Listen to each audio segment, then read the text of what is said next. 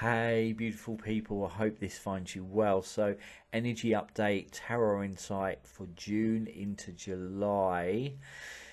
The themes for June into July, this energy shift this week feels like it is an absolute game changer. For such a long time now, one of my dear friends has been saying for months upon months, six of the six is a powerful gateway, a powerful doorway.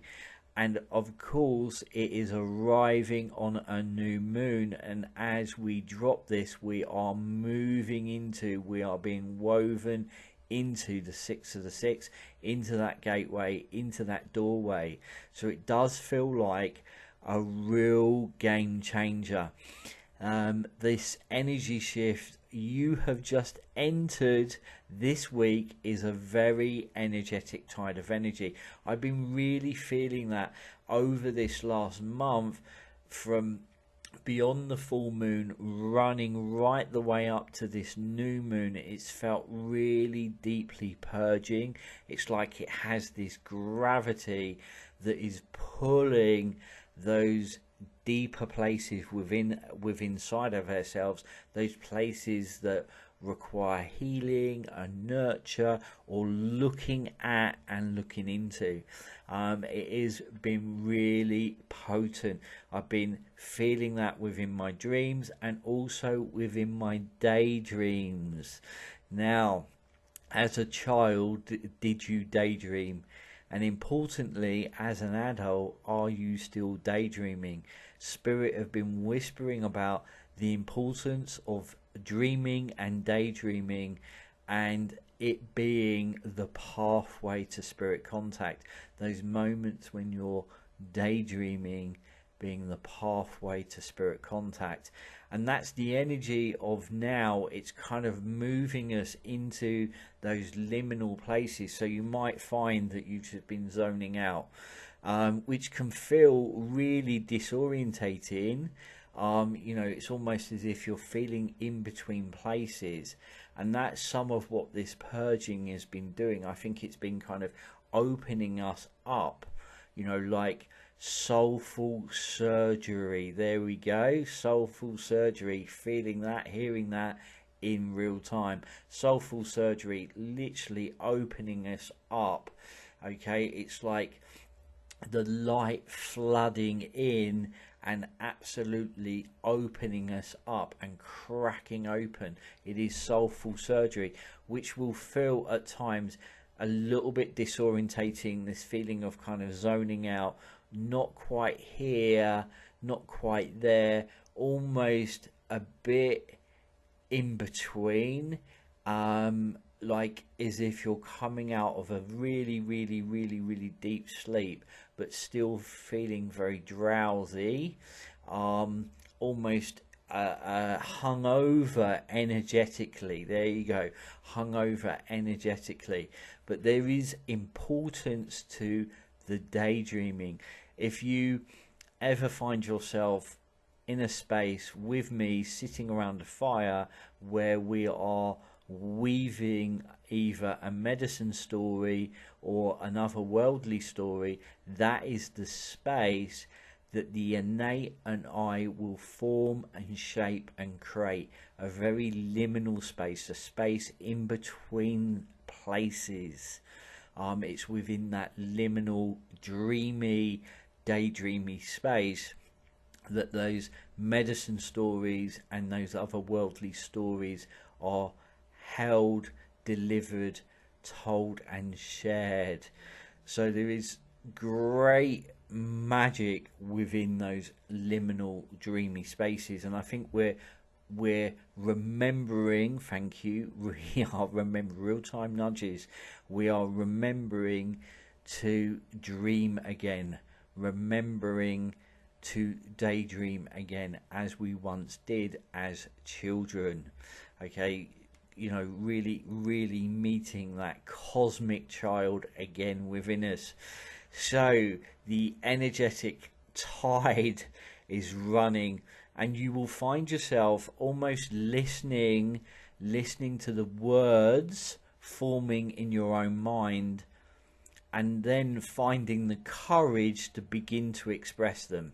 That is something else that I feel is stirring within the collective.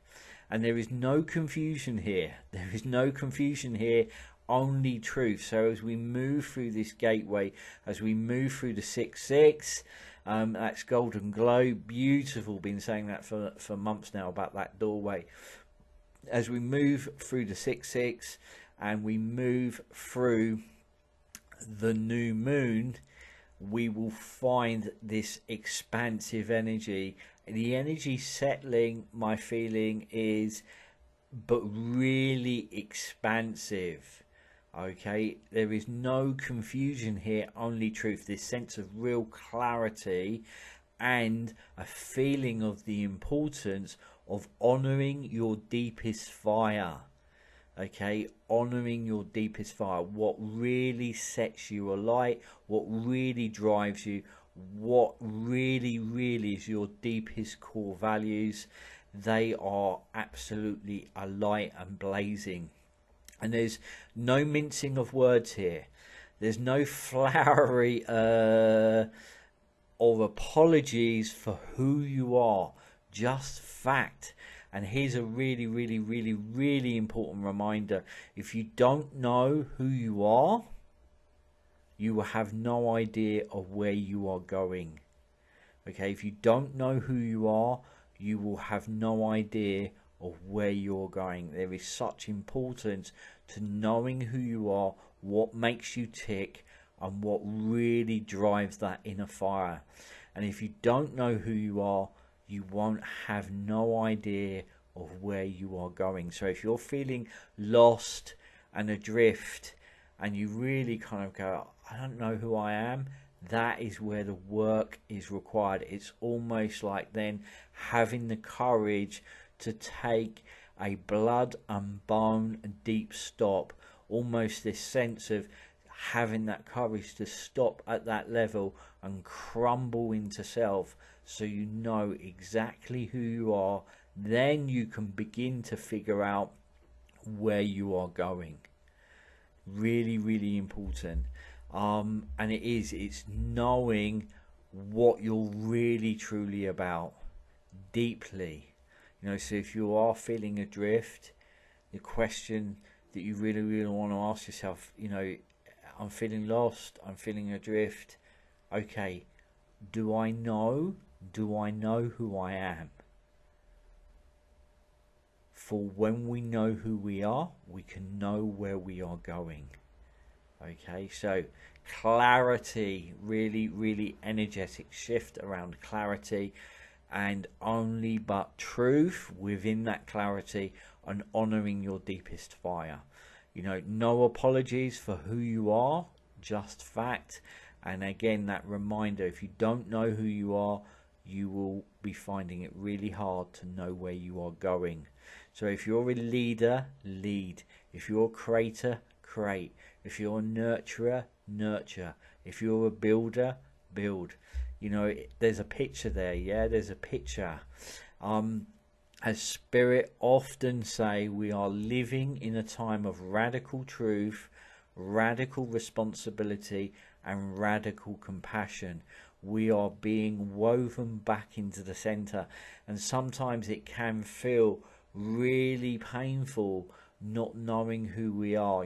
That's where those rites of passage, those pilgrimages, those journeys, that we have lost touch with in the modern world. I know when I was made redundant all those years ago, many of you will know the story, I was made redundant. I took a rite of passage. Back in the time I could really do that sort of thing, I picked up a rucksack and I headed off into the middle of the wilderness, the Scottish mountains, probably some of the most wildest, remotest landscapes within these lands. And I took pilgrimage, and it was within that journey that I met self. It doesn't need to be as extreme as that, but it's like a living, breathing vision quest of sorts. It's like if we look at other cultures around the world, you know, take the indigenous folk of Australia, they would have gone on walkabout, and that walkabout was to meet themselves, to meet the land, to meet the dream lines, the song lines. We've lost touch with our rites of passage, you know, and it doesn't need to be extreme as that. It can be, you know, taking some time alone, journaling, you know, but really getting to the grit of who you are, what stories you've been carrying throughout your life, and what is the theme, the fire, what is the essence of what is in there. Okay, you know, as spirits say, we're living in a time of radical truth, radical responsibility, and radical compassion. So alongside that, we still want to be gentle with ourselves, but we need to get honest. We are being woven back into the center. And you know, some of you may be feeling that call to spend some time alone, thinking, writing, meditating, studying, interacting with the innate and the divine, deep listening and being. There's a radical action, being. in the world we live in, how often do you be? We are doing, but how often do we be? And that's the thing about those rites of passages. That walk that I took across those Scottish mountains 27, 28 years ago was I was learning to be again. I was remembering what it was to be. You know, everything stripped back. You in a rucksack, a staff, and taking that journey, not knowing where you're going to be sleeping each evening. You know, it really does alchemize you and strips everything back into simplicity, and we learn to be. We are with our thoughts. I was with my thoughts for days and days. You know, there was a time there within that experience I didn't see people for 9-10 days. You know, profound alchemization. Okay, so deep listening and being, and that too has a purpose and will help you to unfold to the next step. Okay, and I think in fact it's feeling essential, inward rather than expansive, which is surreal energy for June.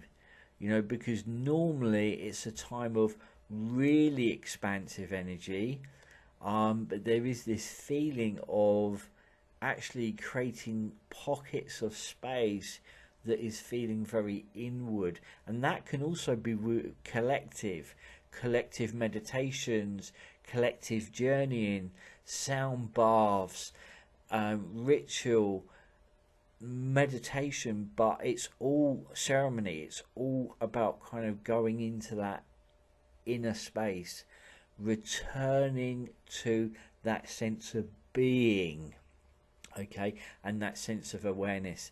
And it is feeling essential. Grounded spirituality feels like a really big call at this time, and to have or hear that invitation to get out into the natural world. There's also another theme that is really arising and coming up. There is an enormous shift playing out in karmic relationships right now. They are those healing relationships where you are playing out hurt, past imbalances, or soul contracts. Usually the greatest learning relationships for us are really heightened at this time. Those things that dig into playing out that hurt, those past imbalances, and those soul contracts.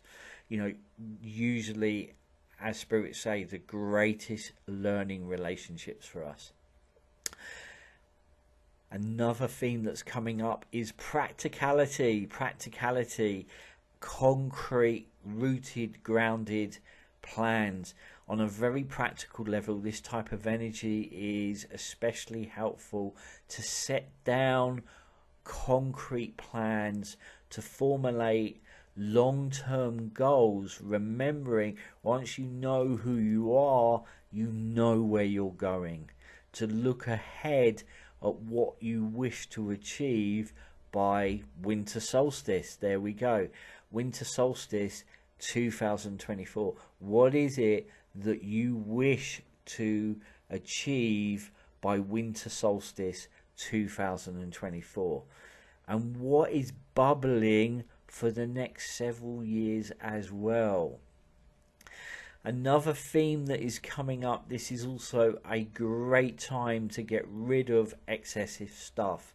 It's almost like you will likely look around you and think to yourself, this object, that old box, those books, those knickknacks, that material overload in your environment just needs to go. There feels to be a real purging happening and going on. Another theme is sleep. This feeling of requirement of more sleep, to get your sleep. The energetic shift this week is a game changer. This feeling of wanting to go to bed maybe a little bit earlier, to get up earlier, and to sleep with a dream journal to hand. There's another invitation. Make a little time as you awake, light a candle, blend a magical tea, weave a little bit of magic at the start of the day. You know, dreams are and can be very vivid at this time and a little crazy at this time. I know mine have been. And as we often say, healing is a messy business. It is unpredictable, it is wild, it is raw, and requires us to expand beyond what we thought possible, to get in there, to really meet who you are. Who are you?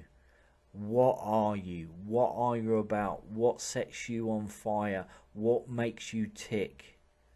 To surrender to that process that often feels like crumbling, dismantling and breaking apart. And with that, we need to lean in and root ourselves to something that we trust, something that is solid and unshakable, to the land, to the earth, to our shared collective stories, to each other. And some of that may look like slowing down, letting go, closing doors and ending dynamic patterns, so that this alignment and aligning adjustment can take place. So let's pull some cards. We're going to pull two cards, a card from the Celtic Spirit Oracle as a guide, and then a card from the Art and Soul Oracle deck as what is required. Where's the healing? So let's pull what is required and what is in healing. Love these cards, beautiful cards,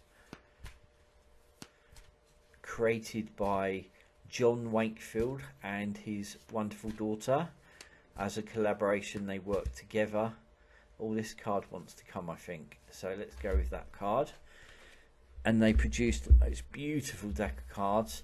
And then let's pull a guide to help us with that. I apologise about the lighting. I had to change around because the room gets flooded with light, and it kind of creates an odd glare off the screen. But it's like, change it around, try and work with the light, and it also puts you into shadow. So it's been tricky to try and find the balance. There's another message. It's been tricky trying to find the balance. That's a message for our time. Right, I'm going to pull Are we going to take that one or this one? That one, I just heard. Okay, so